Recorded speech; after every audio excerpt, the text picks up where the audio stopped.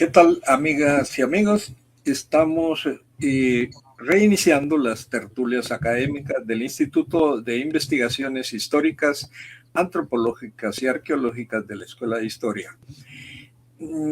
Comenzamos una serie de programas en torno a la etnicidad, específicamente la dignidad, pero esto va a abarcar un amplio espectro, porque se van a tocar temas de la blanquitud, etcétera, y todas estas cuestiones en torno a las identificaciones y las identidades étnicas. Vamos a tener 4 tertulias y una cada semana. Esperamos entonces que nos puedan acompañar y quedan abiertas los canales para que ustedes puedan también hacer sus preguntas, hacer sus comentarios y también poder de una manera u otra con sus comentarios pues participar en las conversaciones. Les llamamos tertulias porque no se trata de conferencias o charlas, exposiciones, presentaciones, sino básicamente un conversatorio entre varios especialistas.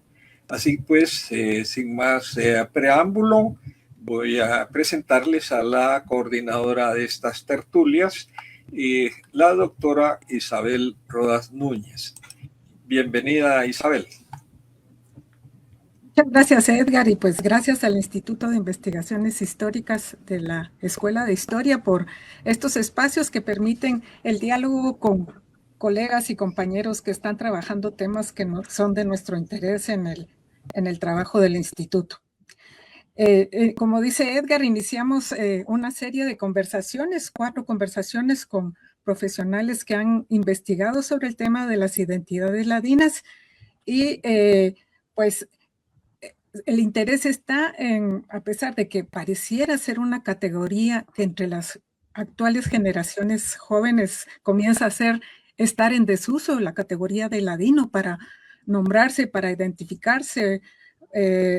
No obstante, entrar en desuso sigue siendo un espacio que limita la relación en los movimientos sociales, en las actividades políticas. Sigue habiendo marcas que dividen el espacio entre grupos con historicidades diferenciadas dentro del contexto social guatemalteco.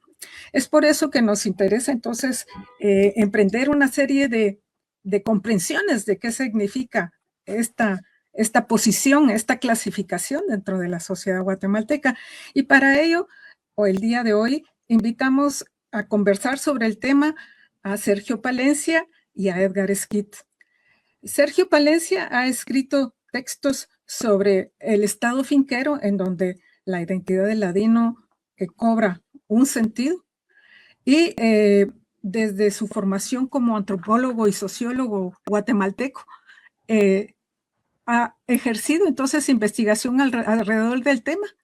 Y actualmente Sergio es profesor de antropología histórica de la Universidad William y Mary en Virginia, Estados Unidos.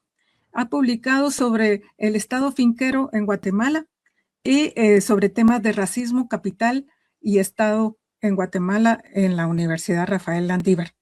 Para conversar, entonces, como les decía, invitamos también a colega Edgar Esquit Choi, que es doctor en Ciencias Sociales y que ha analizado la construcción de la identidad nacional pensada desde las raíces criollas y en los distintos momentos de la historia guatemalteca. Actualmente es investigador del Instituto de Estudios Interétnicos y de los Pueblos de la Universidad de San Carlos de Guatemala. Entonces, para iniciar esta conversación, quisiera pedirle a Sergio Palencia que nos diera algunos indicios de cómo ha iniciado el trabajo de comprensión de esta configuración de la identidad ladina en Guatemala. Por favor, Sergio. Sí. Saludos. Quisiera comenzar diciendo que digamos, los libros, las publicaciones de Isabel Rodas, de Edgar Esquit, han sido muy importantes en la comprensión histórica de cómo entendemos lo ladino y lo indígena en regiones como Chimaltenango o Patsicía, ¿verdad? Entonces me parecen que son trabajos pioneros de los años 90 y también la continuación de este estudio en pueblos como Comalapa, por ejemplo, o Tecpan. Em, en este sentido, tengo 10 minutos, ¿verdad? Entonces quisiera yo sintetizar cuáles son las propuestas de lo que he trabajado, ¿verdad? Uno de los puntos que me ha interesado es cómo comprendemos la experiencia de la guerra en Guatemala, esa crisis que se vivió, ¿verdad? Y cómo comprendemos las distintas interacciones durante la guerra en Guatemala, durante el levantamiento revolucionario de los años 70 y 80 en nuestro país. Ahora, para entender este punto, creo que es central eh, entre los distintos planteamientos o raíces pensar en cómo se formaron las fincas en Guatemala. Me parece que la articulación de las fincas da mucho para entender la legislación liberal desde 1871, incluso antes, ¿verdad? Cómo se reconceptualizan las relaciones, qué es el significado del ladino que se transforma con la generalización de la expropiación de tierras comunales indígenas en Guatemala, qué rol jugaron poblaciones ladinas que para nada eran homogéneas, sino que el proceso mismo de lo ladino se construyó. Es decir, uno de los puntos que me ha interesado a mí es eh, más o menos en la década del 2000, 2010, se generalizó entre distintos antropólogos, tanto nacionales guatemaltecos como estadounidenses, la idea del ladino como el adversario del indígena, ¿verdad? Entonces, por ejemplo, los trabajos de Charles Hale, por ejemplo, ¿verdad? Entre otros autores. Y uno podría arrastrar incluso antes a la tradición de etnógrafos de la década de 1940, como Robert Redfield, Sol Tax o Lincoln, ¿verdad? Que trabajó en el área de Navaj, al pensar el ladino o como la expropiación de tierras como una invasión ladina. Y me parece que es muy importante porque ellos vieron la violencia constitutiva de ladino en relación a tierras, a movilización de trabajo, habilitaciones. Ahora, si damos un paso para comprender la especificidad de esta categoría y de las relaciones sociales detrás de ella, me gustaría plantear brevemente 3 puntos respecto a la, digamos, a la manera de entender lo ladino, ¿verdad? Entonces, ¿cómo entendemos una palabra que inició en el siglo XVI como parte de las guerras de conquista o reconquista en la península ibérica, ¿verdad? Eh, en Castilla, ¿verdad? Para dominar, para expropiar tierras a los pueblos árabes y judíos en ese sentido, que se les llamaban judíos ladinos, latinos, ¿verdad? Que hablaban el español algunos de ellos, y cómo esa tradición se pasa para América, tanto para algunos de los esclavos negros, latinos, ladinos, como también para indígenas o como lo llamaban en ese momento en la colonia indios, ¿verdad?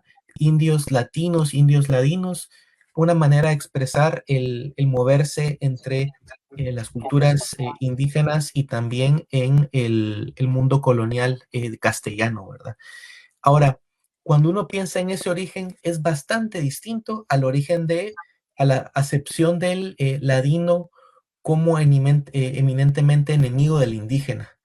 Me parece que ese es un proceso histórico que podría trazarse a finales del siglo XVIII, pero con fuerza se empieza a vivir con el desarrollo del cafetalero, sobre todo en 1850, 1860, en regiones como Suchitepeques, Escuintla, ¿verdad? Y que se extienda al país.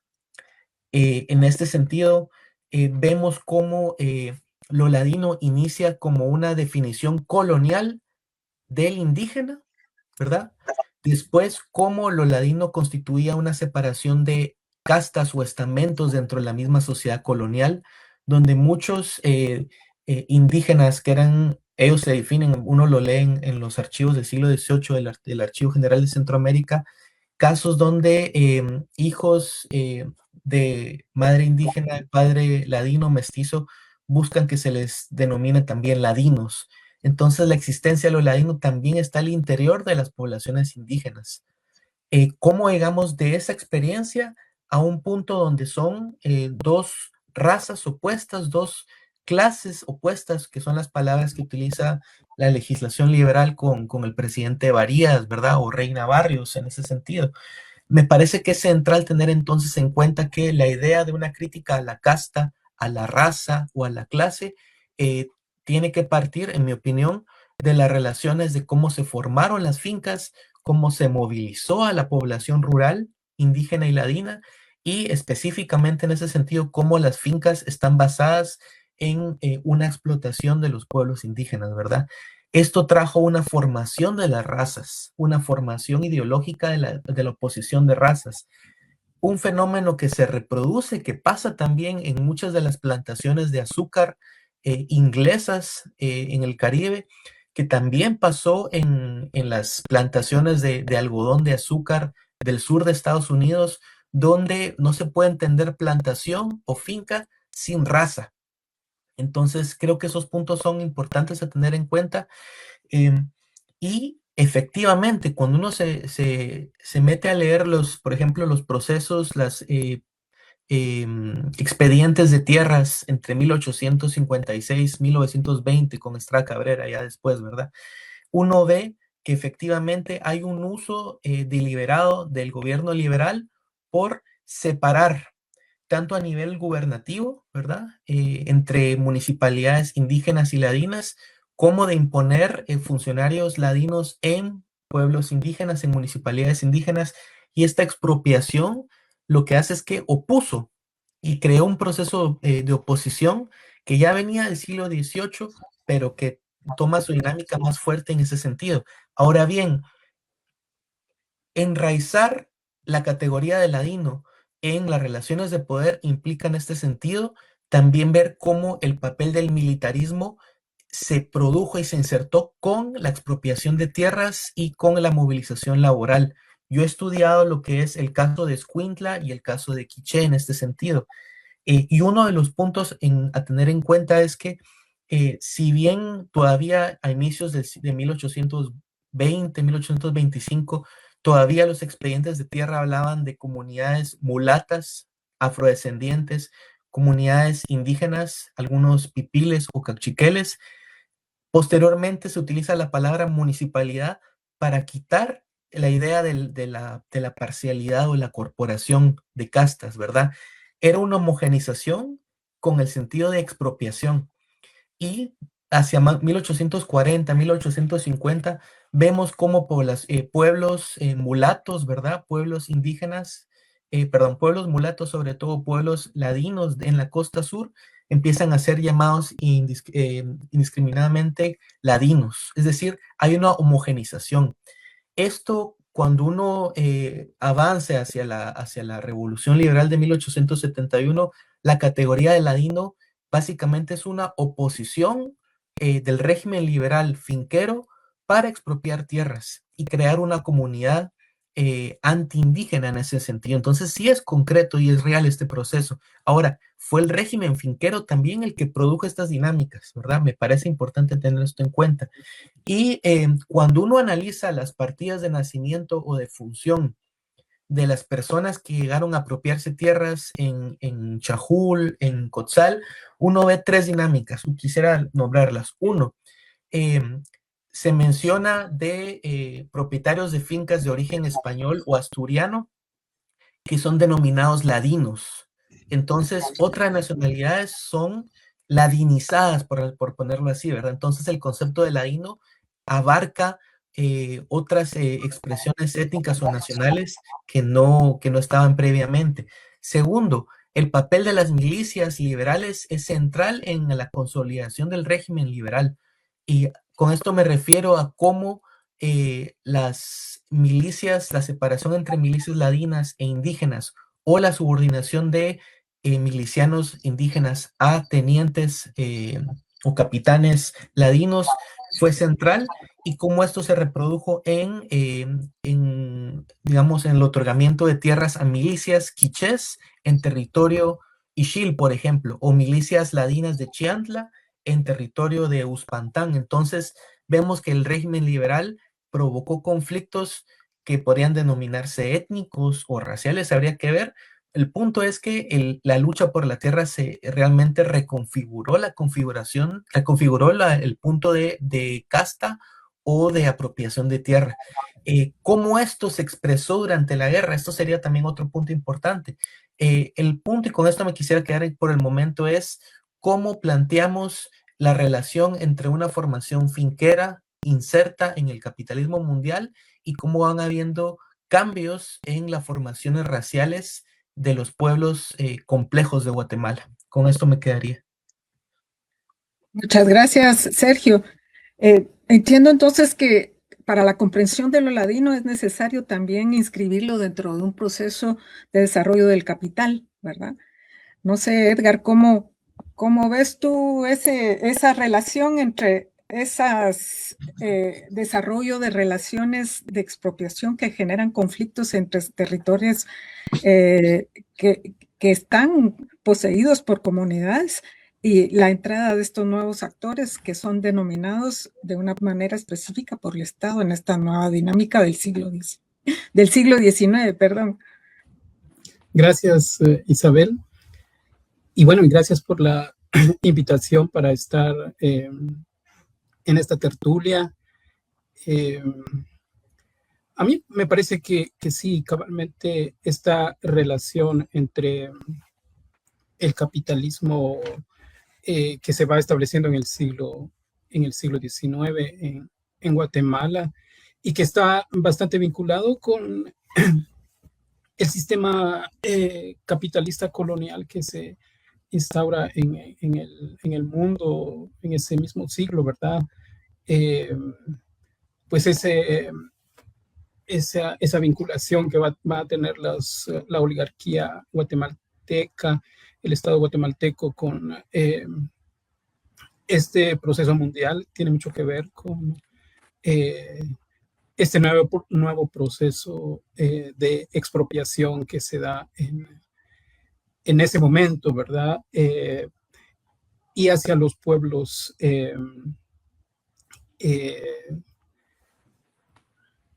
que existen en ese entonces, es decir, en los municipios, ¿verdad? Que en donde viven los indígenas.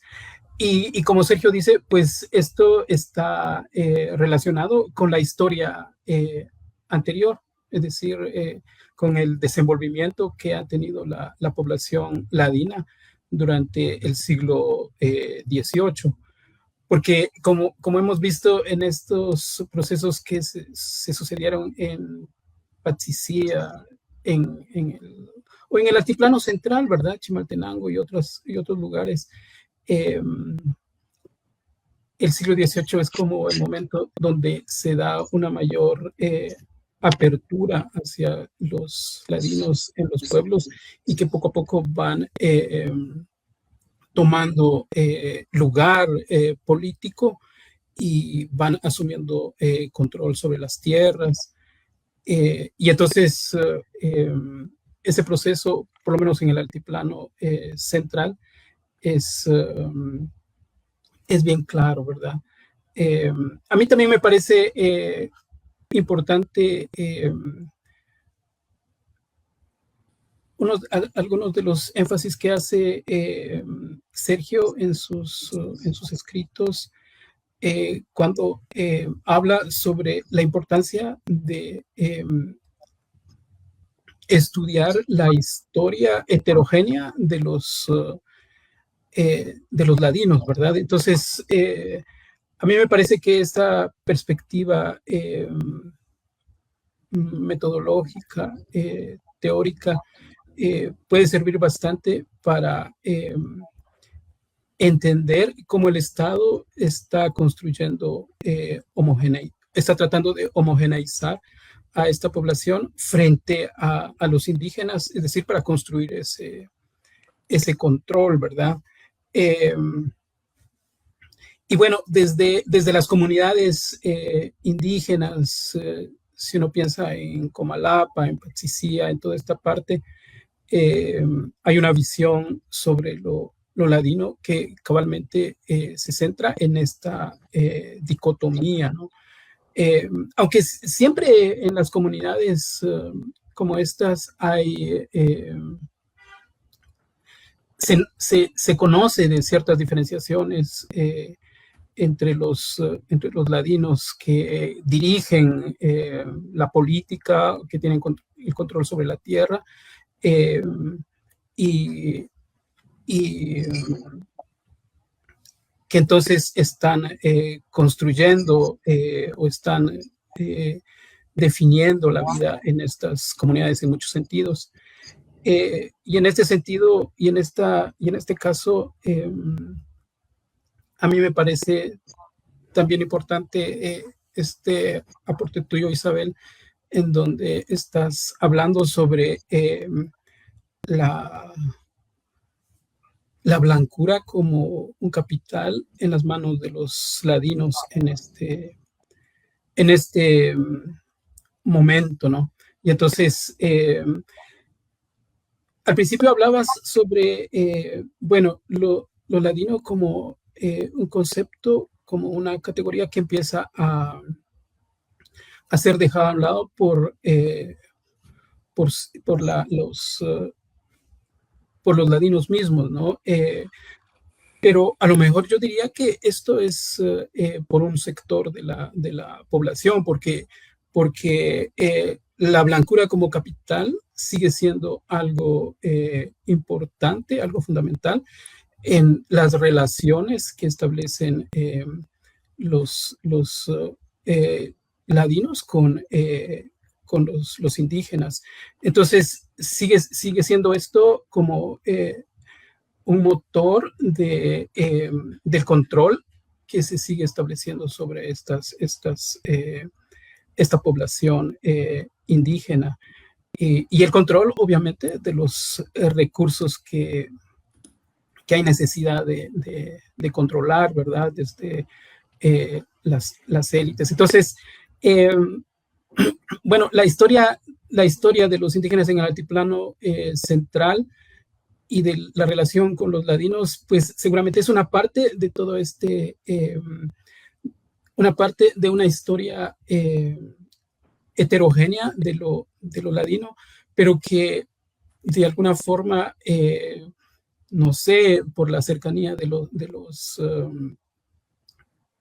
los cachiqueles, en este caso tal vez a la ciudad, o por la forma en que el Estado enfrentó a esta población ladina en estos pueblos hacia a los indígenas, pues en la mentalidad o en el imaginario indígena, los ladinos sigue siendo como un bloque homogéneo y que es impactante, ¿no? Porque, bueno, a finales o en la segunda parte o en la primera parte del siglo XX, los ladinos era un grupo, o por lo menos las élites ladinas eran un grupo que impactaba, ¿no? En estas comunidades. Y entonces controlaban las tierras, controlaban la municipalidad, controlaban el comercio y todo esto. Entonces, esto, a mí me parece que son bastantes cosas que están en juego para ese momento, pero toda esa historia nos llega a la actualidad. Y lo que, como lo he dicho hace un momento, lo que yo veo que está de alguna manera movilizando esto es ese capital del que hablas en alguno de tus trabajos, es decir, la blancura. Gracias, Edgar. Sí, realmente son contenidos muy densos, no solo desde el punto de vista de que el término tiene diferentes usos y definiciones en periodos históricos diferenciados. Y Sergio precisamente trabaja esas diferenciaciones y también hay una terminología a la par, ¿verdad? La casta para el periodo colonial, la emergencia de la raza en términos culturales, que es más hacia el siglo XIX, quiero entender ahorita, y pues el problema de identificarse como clase social, ¿verdad? Entonces, como que el ladino está metido dentro de esta secuencia de posiciones que los distintos periodos históricos de de Guatemala, pues le da un nicho, digamos, de ejercicio, ¿verdad? Esa densidad. Pues hay, y la otra densidad que es la de las historias regionales. O sea, Sergio nos está hablando de un contexto finquero, de clasificaciones que surgen porque el Estado las atribuye a actores que despojan, ¿verdad?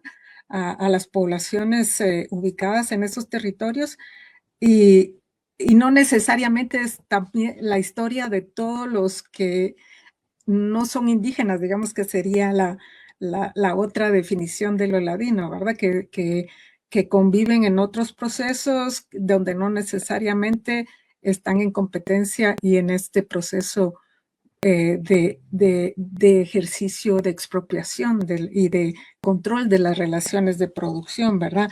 Entonces, hay una densidad ahí que es lo que hace difícil entender el término, pero también esto último que dijiste, Edgar, o sea, los indígenas entienden esto como un bloque, entonces estamos tratando de decir es diverso, lo que abajo, que lo que se ha nombrado como ladino, abajo hay una diversidad en términos de proceso histórico y en términos de construcciones regionales, pero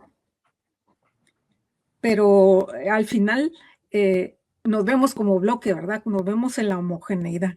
Entonces, yo no sé, Sergio, si pudieras abundar más sobre qué significa esto de pertenecer a castas, qué significa de la racialización de esta construcción diferenciada entre indígenas y ladinos, y después este proceso de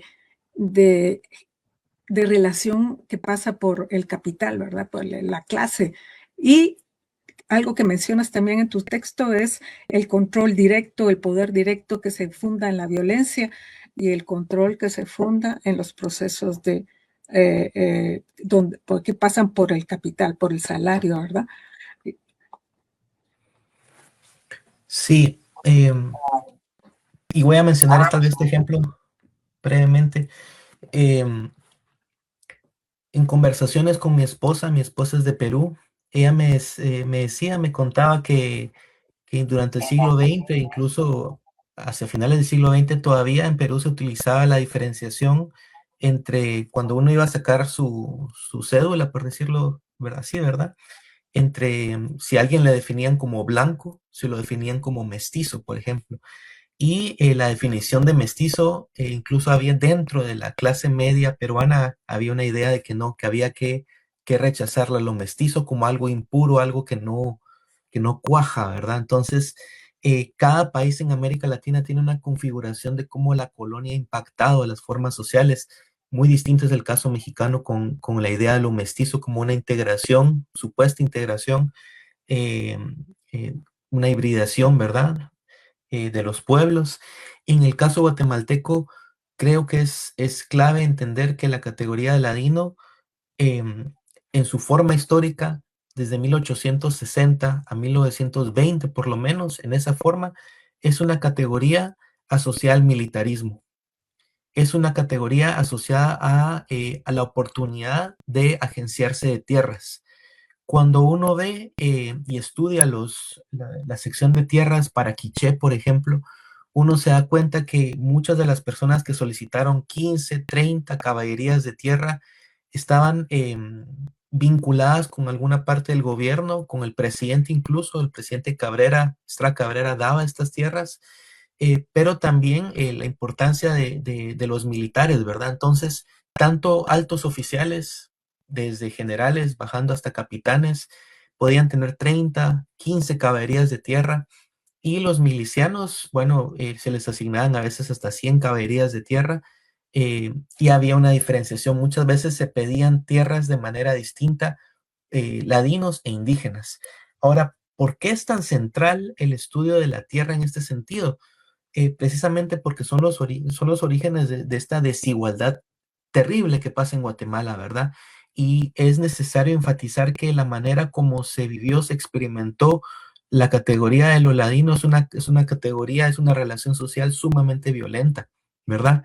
Ahora, este proceso fue el resultado de, digamos, de cómo se realizó esta expropiación de tierras, ¿verdad?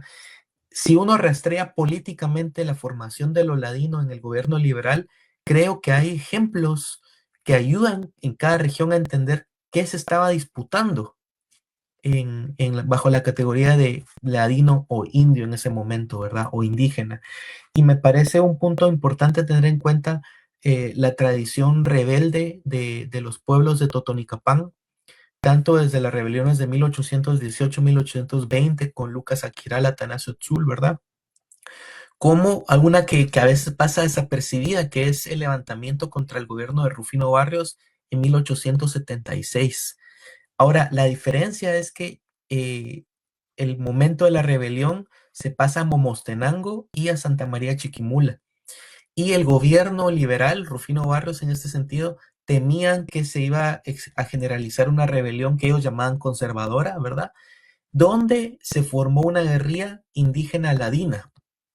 Y eso es importante tenerlo en cuenta porque hubo un esfuerzo, me parece, ¿verdad? Tanto en la legislación, pero habría que verlo en el pensamiento político también, de presidentes criollos como Miguel García Granados, ¿verdad? O ladinos de San Marco, como Rufino Barrios, en evitar el levantamiento de 1838, ¿verdad? De la montaña del Oriente, donde hubo este movimiento ladino indígena que incluso llegó digamos, a destronar el primer intento de Estado liberal, bueno, el segundo intento de Estado liberal en los Altos, ¿verdad? ¿Por qué llamó la atención sobre esto? La categoría de ladino como solidaridad con pueblos indígenas era algo peligroso para el Estado finquero liberal. Entonces, se enfocaron mucho en crear esa diferencia. La diferencia, la oposición, ¿existía? Sí, existía. Al punto de que llegó a ser el razón de ser del Estado. Eso fue una construcción de las formas de movilización laboral y de control territorial, ¿verdad? No es casualidad que cuando uno rastrea el otorgamiento de tierras a milicias ladinas e indígenas de Momostenango, de Santa María, Chiquimula, de Chinique, por ejemplo, estas se realizan precisamente en un momento de que no quieren que la gente se una a esta guerrilla de Momostenango, ¿verdad? Y de hecho, tanto se atacó a esa posibilidad de una guerrilla contra el Estado liberal, que Momostenango pasó de ser un bastión de rebelión, de guerrilla, que incluso llegó a operar por Uspantán, por ejemplo, ¿verdad? A convertirlo en una milicia dominada por coroneles ladinos, algunos veniendo del mismo Totonicapán o de Sija, por ejemplo, ¿verdad? Y también en el sentido de que se convirtió en un batallón muy fiel a los dictadores de turno, incluyendo entonces, por ejemplo, Manuel Estrada Cabrera, que está muy orgulloso del batallón de Momostenango, dirigido por Teodoro Cifuentes, ¿verdad? Entonces, me parece entonces que rastrear la categoría de casta para los conflictos políticos es central, porque se va a entender en un momento de disputa, incluso de contrainsurgencia, y eso nos daría luces para entender qué pasó en los 70s y 80s, ¿verdad? ¿Dónde se resquebrajó ese espacio? Y finalmente, tal vez, cómo plantear entonces que a medida que se ahondaba la producción de las fincas, eh, quienes terminaron acaparando muchas de las tierras que primero militares ladinos habían tomado, fueron las grandes plantaciones como Pantaleón, los Herrera, que llegaron a tener fincas de mozos en Zacualpa, en Zacapulas, en Cotzal. Entonces, ya no solamente era la dinámica ladino-indígena local, sino detrás, en el fondo estaba cómo estaban los grandes finqueros de Guatemala movilizando mozos colonos para sus fincas en Escuintla y en Suchitepeques. Y entonces ahí viene, ¿cómo podemos pensar eh, críticamente entonces la categoría de ladino como una categoría contradictoria y política en ese sentido? Y cómo entonces resquebrajar los modelos de dominación finquera que se internalizaron a través de lo ladino. Y también creo que hay que tenerlo en cuenta, cómo el militarismo digamos, en comunidades de Momostenango, Santa María, Chiquimula, también llegaron y ocuparon tierras, apropiaron tierras sichiles cerca del área de Ilón, por ejemplo, ¿verdad? Entonces se creó todo un enfrentamiento histórico. Hasta la fecha hay un recuerdo entre las poblaciones sichiles de esta invasión, tanto ladina como quiché. Este es otro tema que podríamos conversar, ¿verdad? Gracias, Sergio. Pero nos estamos también circunscribiendo a un proceso que se situó regionalmente. Podríamos decir que esos procesos de militarización de ciertos grupos para desestabilizar poblaciones, regiones, desplazar también, no solo desestabilizar, sino reapropiarse de los recursos. Sucede en el oriente, sucede en la costa sur, por lo que estás diciendo, en esta reconfiguración de las fincas de la costa sur con recurso laboral del occidente, del altiplano. ¿Cómo ves ahí tú, Edgar, esta generalización que podemos hacer de procesos locales o eran realmente procesos que estaban viviéndose en todo el territorio delimitado por las fronteras guatemaltecas? Bueno, este tema, bueno, yo lo siento bastante complejo. Si pensamos en la violencia vinculado al control que los ladinos van a ir estableciendo, ¿no? Yo creo que no hay suficientes trabajos hechos para ir como comprendiendo lo que podría estar sucediendo en diferentes regiones, pero sí considero que este asunto que Sergio está trayendo ahorita a la conversación, es decir, la relación entre la conformación de lo ladino, la violencia y pues la relación con todo este proceso de expropiación de tierras, es algo, siento yo, fundamental para entender las relaciones que se van a establecer en estos momentos, ¿verdad? A finales del siglo XIX, en el siglo XX, porque la violencia en este sentido es algo que permea la vida cotidiana de la gente en diferentes lugares, pero también las relaciones que los ladinos van a tener con lo militar, como dijo Sergio, es algo también muy, muy fuerte, ¿verdad? Y luego, si lo traemos hasta el presente, el genocidio de los años 80 también está atravesado por esa relación, es decir, tanto porque los militares que dirigieron todo este proceso, pues pensaron en los indígenas como gente menor, es decir, que podrían ser objetos de la violencia, dada su condición de menores. Y entonces podemos ver que la violencia está atravesando estas relaciones y también la definición de los ladinos, por ejemplo, desde la visión de los indígenas, ¿no? Que están sufriendo esta violencia. Entonces, este asunto de la violencia a mí me parece que es algo que hay que tomar muy en cuenta al construir o al hacer estudios sobre las relaciones entre indígenas y ladinos en diferentes regiones. Y a lo largo del tiempo, ¿verdad? Y a lo mejor, digamos, estos procesos también pues están vinculados a las particularidades, ¿verdad? De cada lugar. Junto a esto, a mí me parece también importante considerar el hecho de que esto que decía Arturo Taracena en algunos de sus escritos sobre lo ladino vinculado a la construcción de la ciudadanía, ¿verdad? Es decir,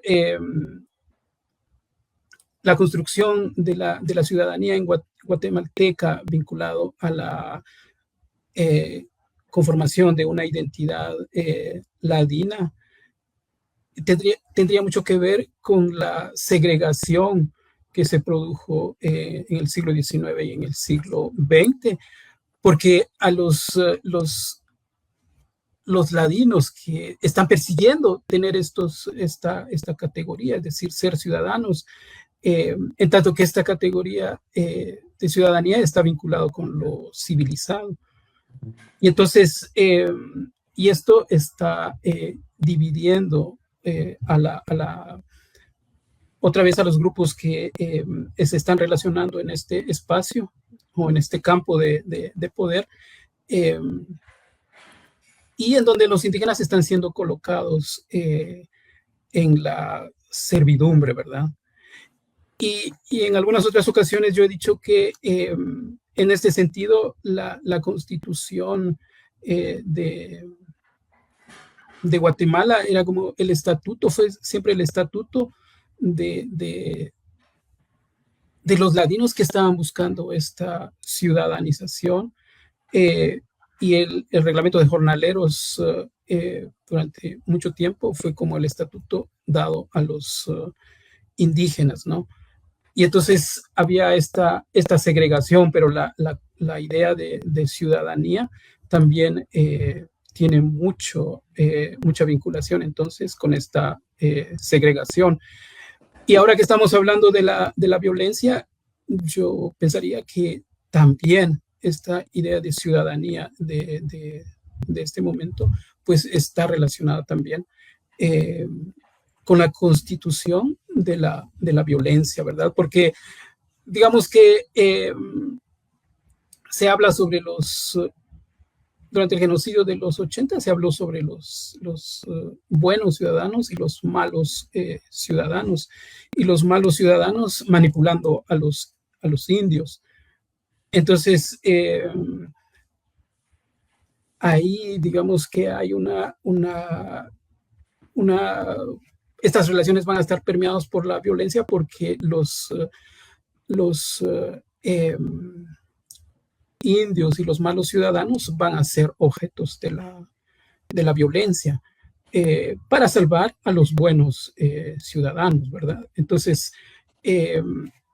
este asunto de la ciudadanía es algo también que es interesante, ir reconociendo e ir observando cómo se va constituyendo a lo largo del tiempo, porque en algunos otros lugares también he dicho que en este caso, en la segunda parte del siglo XX, pues los indígenas están luchando por construirse una ciudadanía.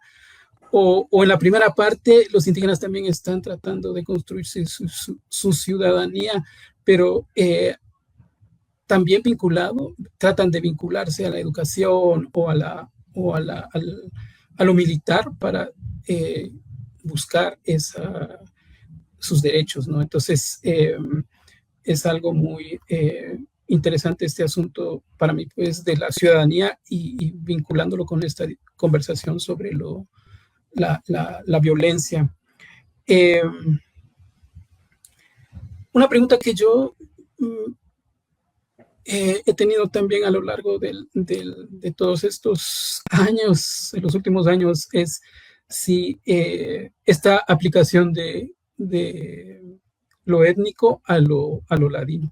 Es decir, si se puede aplicar, si se puede usar esta categorización para hablar sobre lo ladino, que sería la construcción de esta idea sobre interculturalidad, multiculturalidad de nuestros tiempos, ¿no?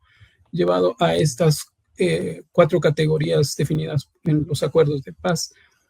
Pero bueno, yo me hago preguntas en ese sentido.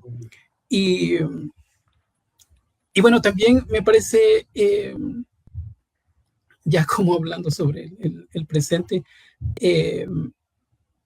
esta definición de las castas para la época, para el siglo XVIII, y los ladinos como que van conformando estas castas. Y en el siglo XIX, pues según entiendo en los escritos de Sergio, estos grupos se van definiendo también en este sentido, en su relación con la finca, en su relación con el Estado, ¿no? Pero en este caso, si la sociedad o si las relaciones se definen a través de las castas, para ese entonces, a lo mejor debajo de eso también hay otra cosa, ¿no? Es decir, las luchas indígenas de ese momento, o no sé si se definen a través de estas castas o de este tipo de clasificación, o es otra cosa lo que hay.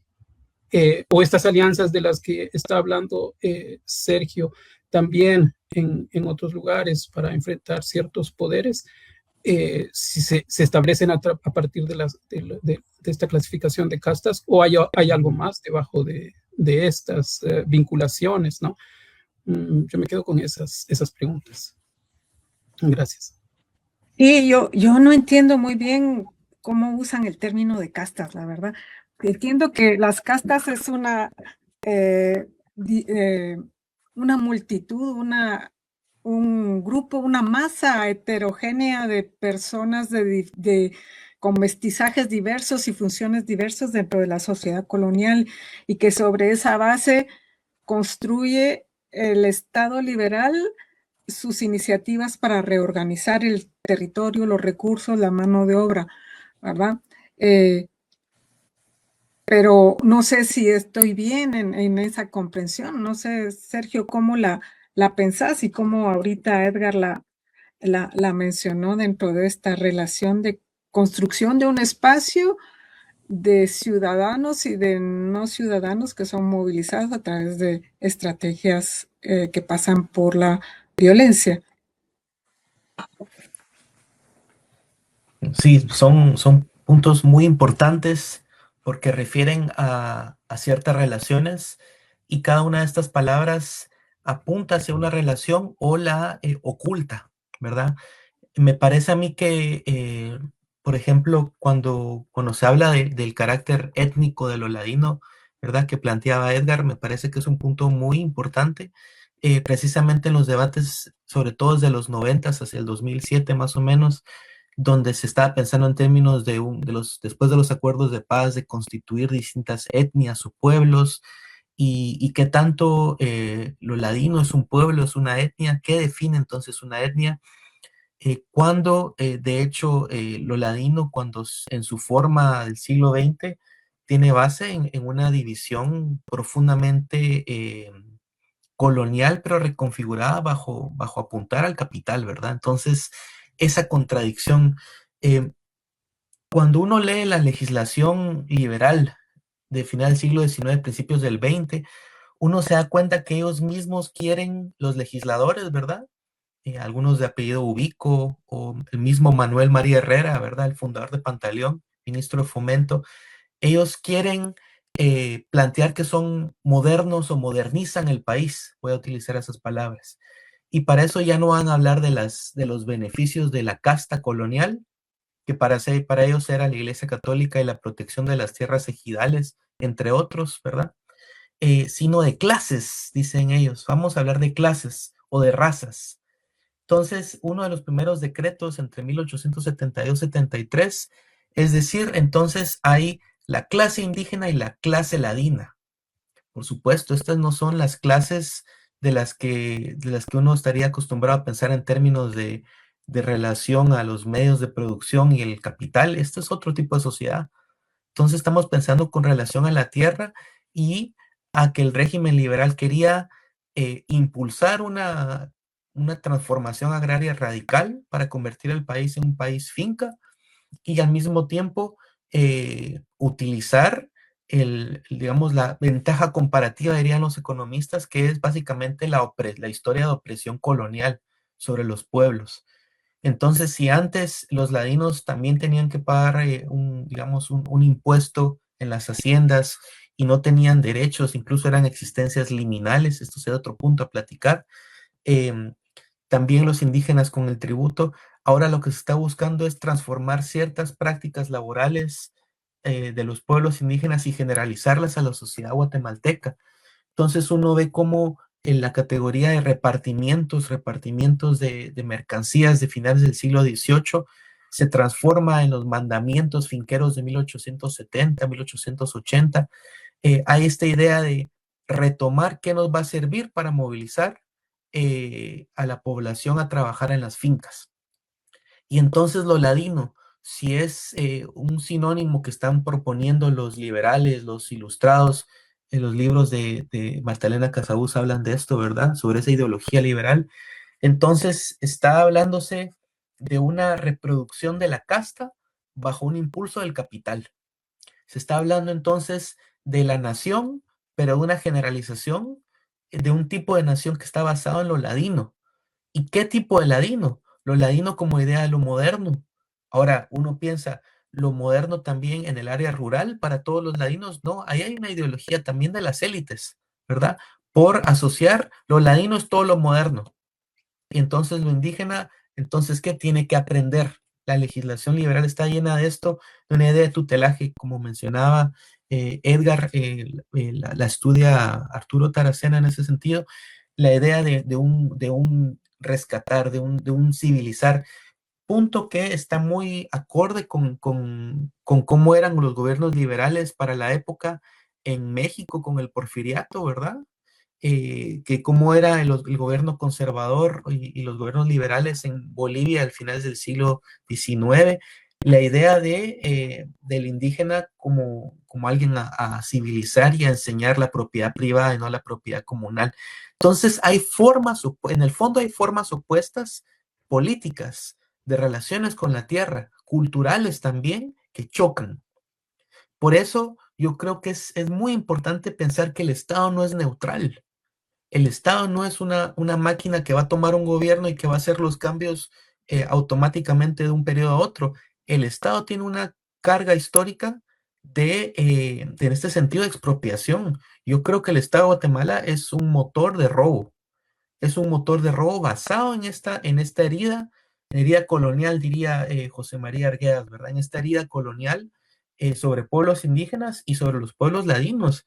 Un punto que destacaba Severo Martínez Peláez era decir, miren, si ustedes utilizan la palabra ladino para un criollo o un español a final del siglo XVIII, los va a lanzar por otro lado, porque ellos dicen, nosotros no somos casta, nosotros no somos ladinos. Entonces, cómo las élites se apropiaron ellas mismas de lo ladino, aunque a lo interno la blancura es central. Como mencionaba Edgar e Isabel, ¿verdad? La blancura sigue siendo central. Entonces, ¿qué pasa con estas élites guatemaltecas? Arzú, con un cuadro, una pintura del conquistador, de Pero Alvarado, ese mismo cuadro que fue retocado por la esposa de Manuel María Herrera, el dueño de Pantaleón. Entonces uno empieza a ver esta tradición de lo que se llamaría lo criollo en la colonia española y se rearticula en estas familias que han estado basadas en la expropiación y en el robo. Entonces, en este sentido, ¿cuáles fueron las formas que atacó el Estado liberal y el Estado finquero? Fueron las formas comunales, las formas culturales indígenas en relación con las tierras, o también las formas comunales de estas castas liminales de los ladinos en los pueblos ha sido el constante ataque a lo comunal, el constante ataque a que eso dicte formas. Entonces, se puede pensar en que el Estado se pueda desladinizar, desfincar, por decirlo así, quitar lo racista. Yo creo que, en mi opinión, esa es una forma histórica que es como un motor de robo, ¿verdad? Pero lo mantengo ahí para que lo sigamos charlando. Pues sí, el problema es cómo el Estado ha tenido una constancia en la destrucción de los vínculos comunitarios, el lanzar al individualismo, el desplazamiento, ¿verdad? Y para mí la historia de lo ladino es la historia del desplazamiento, ¿verdad? No solo de poblaciones que vienen desplazadas desde el viejo continente a nuevas espacios territoriales, reorganizan redes de relaciones que tampoco el Estado mismo permite arraigo y vuelven a ser desplazados. O sea, son un instrumento útil para seguir desestabilizando espacios que cuentan con historicidad y con relaciones comunitarias y formas de uso del territorio históricamente desarrolladas, ¿verdad? Entonces, eh, el ladino como herramienta de ese periodo de reorganización de las relaciones sociales, creo que de producción, es importante. Y esto que mencionamos de la violencia como formas de reconstituir esos lazos, esos vínculos productivos, pues me parece interesante resaltarlo y triste, ¿verdad? Pero quería, antes que se nos termine el tiempo, de también mencionar algo que agrega densidad y que tú trabajas también, Sergio, y también con Edgar lo hemos discutido, que la mirada de los etnógrafos, de los primeros etnógrafos, se imbuye en ese momento en que observan esas reconstituciones del espacio regional, ¿verdad?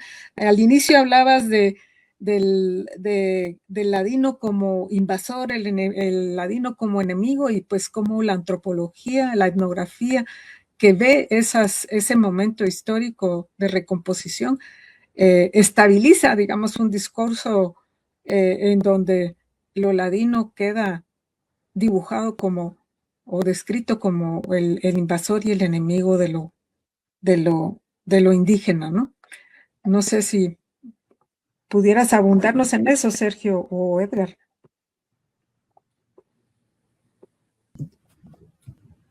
Bueno,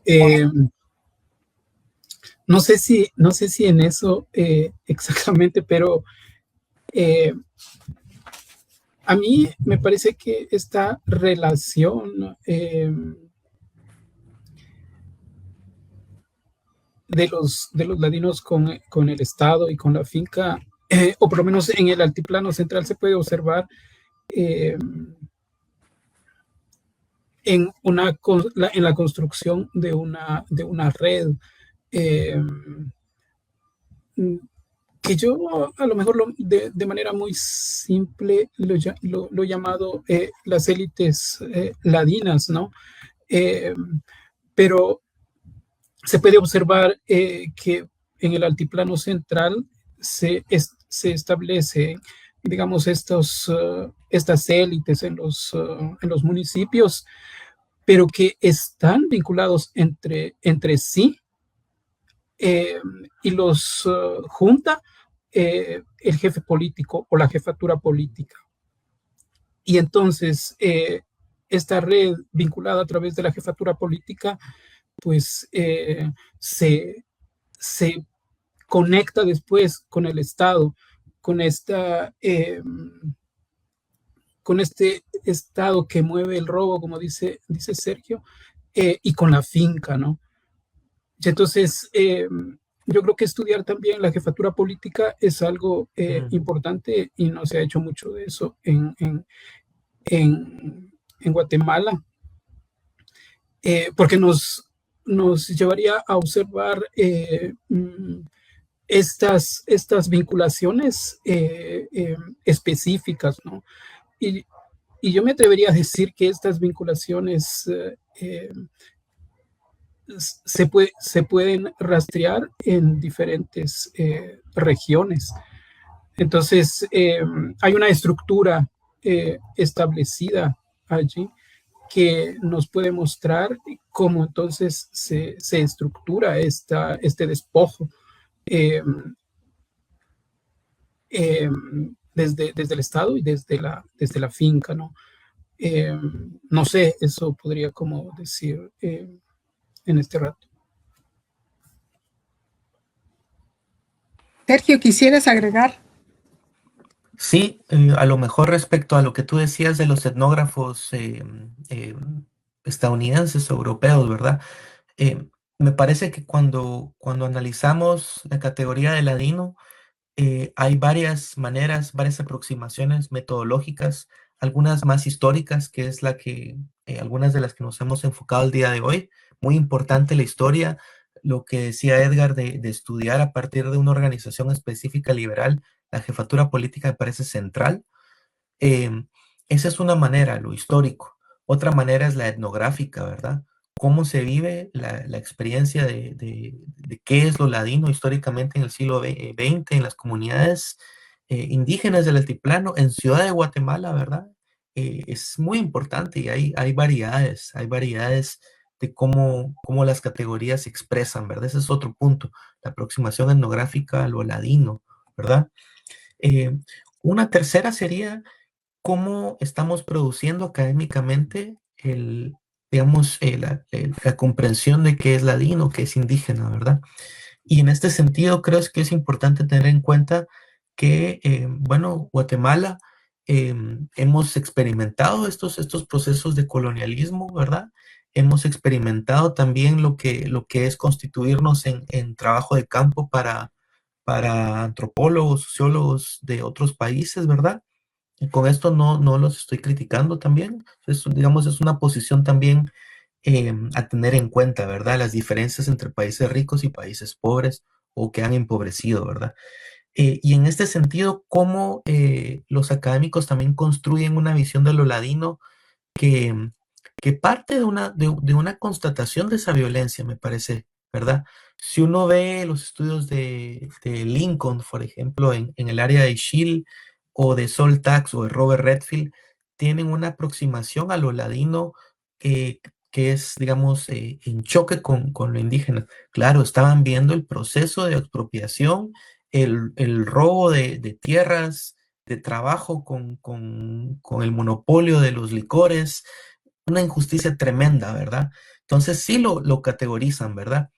Ahora, al llamar esto una invasión ladina, es una parte, digamos, pero no recorre todo lo que está detrás, que no son ladinos indiferenciados de manera de casta, son ladinos a través de redes políticas, familiares, militaristas, que aprovecharon. No cualquier persona podía pedir 30 caberías de tierra en Uspantán o en Chajul. Se necesitan contactos y redes, y el Estado guatemalteco hasta la fecha es un Estado incluso por el cual están luchando estas redes conservadoras por mantener como un robo apropiado para ellos, ¿verdad?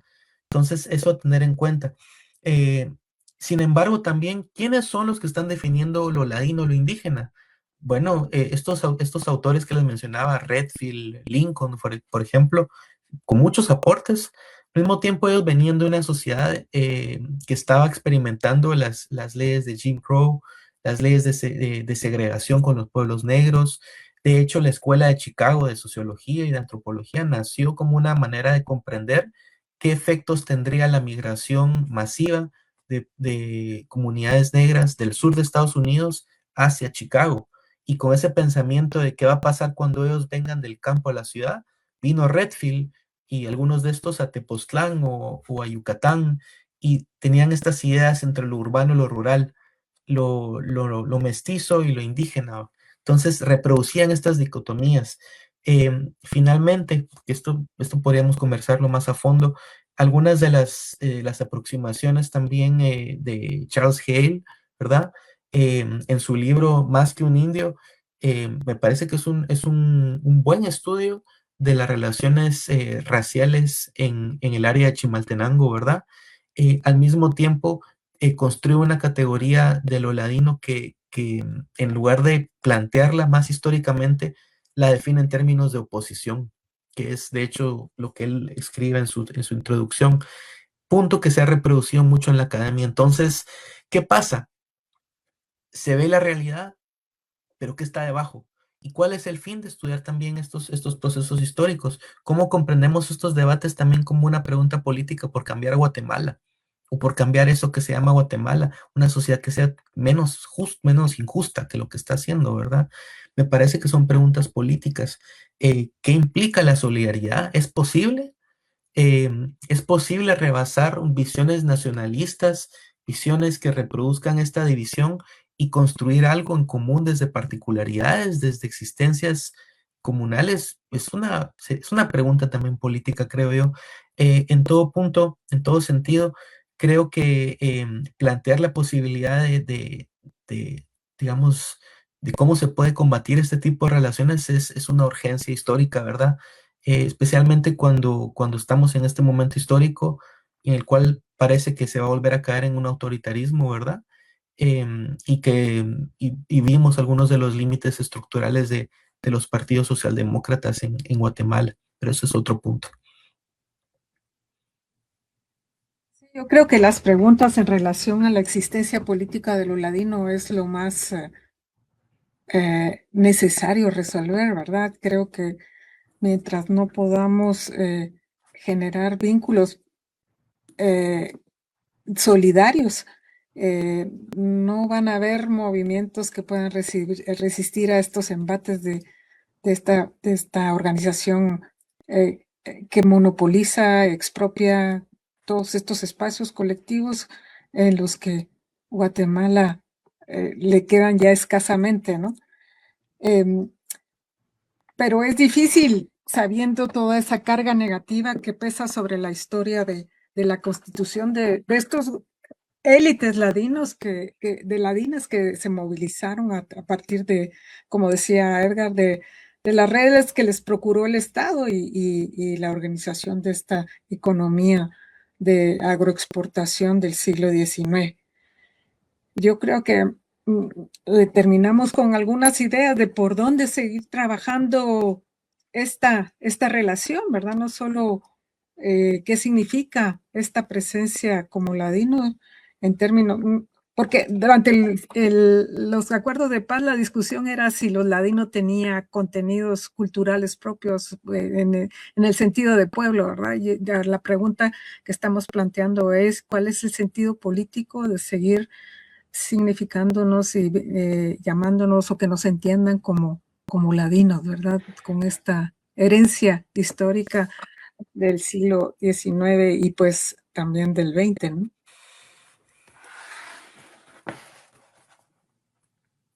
Entonces, la dejamos ahí con estas preguntas. Si quieren ustedes agregar algo para concluir. Bueno, Por favor, Edgar. sí, es una pregunta pues importante y esta cuestión de los vínculos que se pueden establecer entre los diferentes grupos, comunidades. Frente a esta historia es como bien complejo, ¿no? Considerar cómo se podría establecer vínculos en este sentido, pero yo diría que también en la historia, en los pocos casos o en algunos casos se pueden tomar, pues, reconocer, digamos, lo que pueda estar sucediendo en unas comunidades, en algunas comunidades u organizaciones, en en momentos específicos, diría yo, como el levantamiento del 2023. A lo mejor reconociendo estos momentos, estos lugares, estas organizaciones, se pueden encontrar ahí elementos para entender cómo se dan en esos instantes estos algunos vínculos, ¿no? Políticos, de solidaridad o de cualquier otro tipo en estas, entre las diferentes comunidades, entre diferentes grupos indígenas, ladinos, mujeres, campesinos, gente de clase media y todo esto, ¿no? Entonces, yo creo que hay momentos ahí que se puede ir rastreando para ir entendiendo y seguramente pues partir también de ese lugar, ¿no? En términos más políticos. Gracias, Edgar. Sí, yo quisiera también decir tres ideas respecto a lo que nos planteaste de la pregunta de lo político, ¿verdad?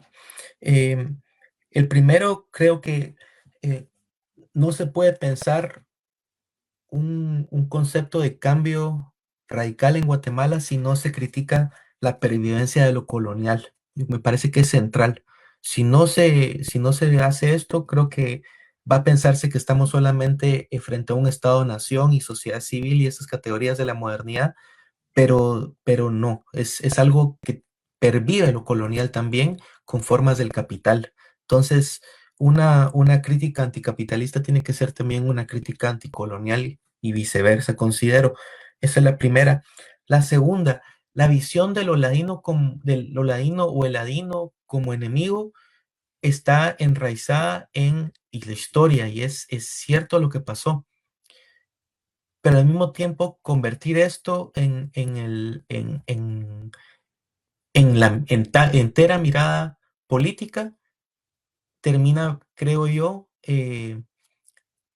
haciendo que el fin por el cual el Estado liberal y el Estado guatemalteco creó esta división y la fomentó, también, digamos, le convenga, ¿verdad? Mantener estas divisiones es algo que también le conviene al Estado guatemalteco, ¿verdad? Lo cual no quiere decir homogeneidad, ¿verdad? Al contrario, la liberación de la heterogeneidad de la que hablaba también Edgar, ¿verdad? Y finalizo también con un punto que quisiera hacer eco también de un planteamiento ahora de Edgar sobre el paro del año 2023. Esos meses fueron meses de mucha emoción y como que se hubiera abierto un luzazo a una sociedad distinta. Claro, la utopía siempre tiene esto que es resquebrajada y es momentánea o espontánea, pero abarca ciertos puntos que pues, como seres humanos también dan esperanza, por lo menos en pensar que hacia algo se puede cambiar. Y si uno pudiera pensar en dos eventos que a mí me tocaron mucho, es qué significa Cuatro Caminos en octubre del 2023 para los pueblos de Guatemala. Cuatro Caminos fue impresionante, es impresionante lo que se vivió, una asamblea de asambleas, una fiesta, una multitud de religiones, de relaciones, y al mismo tiempo el levantamiento de la colonia Betania en Ciudad de Guatemala es algo que me pareció también central, ¿verdad? Eh, el gobierno y la alcaldía municipal de Guatemala, que está acostumbrada a enviar a hombres o a sus policías con palos para pegarle a la gente que está en las laderas de los barrancos, finalmente hubo un punto de decir, no, basta, basta. Y se levantó la Betania y se levantó Cuatro Caminos. Y hay algo ahí que apunta, hay algo que apunta. Y me parece que habla de la heterogeneidad y de la fuerza y del dolor de lo que es crecer, vivir en Guatemala, pero también de que no todo está escrito, ¿verdad? Entonces, a lo mejor, ¿qué planteamiento nos pueden servir para abrir esas ventanas de posibilidad? Y quería compartir esos puntos. Pues muchas gracias, Sergio. Y muchas gracias, Edgar, por aportar elementos para la comprensión de lo que significa el ser ladino en Guatemala y pues esperamos seguir dialogando y que la reflexión en torno a esta asignación categorial, a esta clasificación, a esta identidad política, la identidad cultural, pues sea motivo también de conversación, de comprensión y para ir resolviendo, digamos, esos puntos conflictivos que la historia del Estado guatemalteco nos ha hecho vivir como sujetos sociales y como sujetos políticos. Muchas gracias otra vez, Sergio. Pues están disponibles los artículos de Sergio en internet también sobre lo ladino y su vínculo con la constitución de las fincas en Guatemala. Muchas gracias, Edgar, también. Y pues hemos oído también la presentación de tu libro con Aura Cumes y pues la reflexión sobre el Estado colonial guatemalteco. Y gracias, Edgar, por el espacio y por permitirnos abrir la conversación con compañeros y colegas de este camino de reflexión sobre lo que somos. No tienes tu micrófono encendido. Decía que muchas gracias a ustedes porque hemos iniciado un ciclo de tertulias acerca de la dignidad, acerca, pues, en realidad de lo que es Guatemala y cómo pensamos en Guatemala. Y creo que han salido muchas ideas acá, desde la visión histórica de la construcción del Cerradino, pero también hay que pensar en la deconstrucción de los discursos hegemónicos, ¿no? Lo que decía Sergio, que estamos ante una gran posibilidad de caer otra vez a regímenes autoritarios, nos llama la atención profundamente porque las pocas luces que se abrieron con las luchas de el 2023 y algunas manifestaciones permanentes en la sociedad guatemalteca pueden retrotraernos a otra vez a un estado de oscuridad.